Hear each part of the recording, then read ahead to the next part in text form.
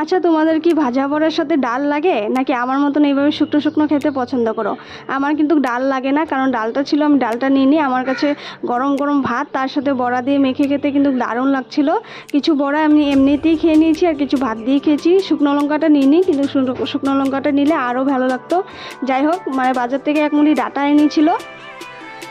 সেই ডাঁটার শাকগুলো না একদম কচি কচি ছিল, তো অল্প শাক, যেহেতু শাক হবে না, তার জন্য ভাবলাম এটা দিয়ে বড়াই বানানো যাক। তো কিছুই না, ভালো করে ধুয়ে নিয়ে কুচিয়ে নিলাম। তারপরে চালটাকে আমি ভিজিয়ে রেখে দিয়েছিলাম, চালটা পেস্ট করে দিয়ে দিলাম, আর একটুখানি হলুদ গুঁড়ো আর নুন দিয়ে দিলাম পরিমাণ মতন। তারপরে অনেকটা পরিমাণ পেঁয়াজ কুচি দিয়েছি, লঙ্কা কুচি দিয়েছি, যাতে ঝাল ঝাল হয় বড়াটা। তারপরে ভালো করে চটকে পটকে মেখে নিয়ে তেলে দিয়ে দিলাম, গরম গরম তেলে।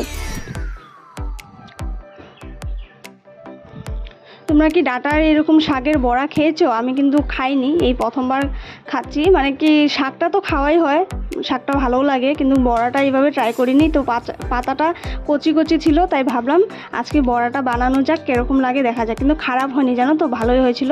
তো উল্টে পাল্টে লাল লাল করে ভেজে নিলাম। তারপরেই আমার রেডি হয়ে গেলো গরম গরম ভাতের সাথে খাওয়ার জন্য বড়া। তো ভালো লাগলে অবশ্যই